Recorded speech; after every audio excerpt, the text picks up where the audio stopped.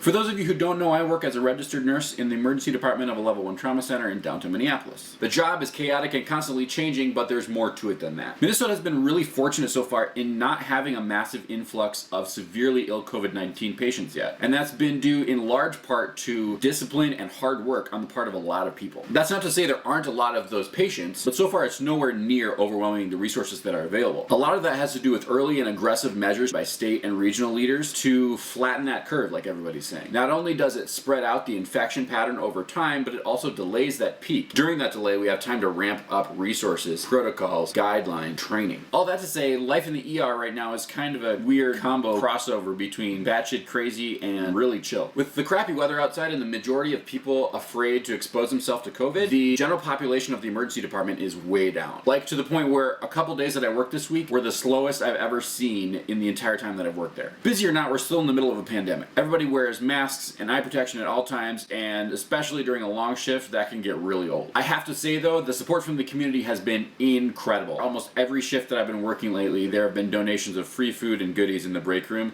just from the community, and it's been amazing. Also kind of the source of the struggles with pizza that I was talking about earlier. But back to actual ER stuff. Masks are under lock and key to preserve resources as long as possible, and we're only issued one mask per shift and don't get a replacement for that one unless the first one gets damaged. At this point, we're not running out of things like masks, but we're trying to use them judiciously to maintain supply as long as possible in a worst case scenario. We do intermittently run out of weird things like cleaning wipes, just because like we're cleaning everything more than normal, but that's not a long-term problem, more of a short-term supply issue that can be resolved. With that being said, the work we're doing in the emergency room is very similar to what we're always doing, but there's added layers of complication when you're always wearing a mask, constantly assuming that respiratory issues are or could be related to COVID, just trying to keep up with the constantly changing protocols and guidelines that change every day, sometimes every hour. Probably the most complex difference right now is resuscitations and care of the most critical patients who are either confirmed or suspected to be COVID cases. We now have an entirely separate part of the emergency department where we care for these cases, and it has its own designated equipment, and anyone in that area has to be wearing full isolation gear. We're getting used to it really quickly, but it understandably adds a level of complexity to do already complex high-level resuscitation and care of critical patients with new equipment in a new environment and trying to communicate through masks and respirators and all that jazz. We're not only working as hard as we can to protect ourselves and the patient we're caring for, but also the coworkers and other patients that are in other parts of the emergency department. It's stuff that we do every day in the emergency department, but it becomes about 40 times more complicated in a pandemic. Honestly, the lull over the last couple weeks has been huge in giving us a little time to ramp up preparation, whether it's training, getting used to equipment, getting used to new areas, all that stuff. My guess is that as the weather starts to get nicer, we're going to see a ramp up in cases, just the normal increase of patients that we see during the summer. Summer is a busy time in the emergency department. So that influx of normal summer cases along with the potential of an influx of COVID patients, it's going to be a handful, but we're going to take it as it comes. Working at a level 1 trauma center in downtown Minneapolis in a pandemic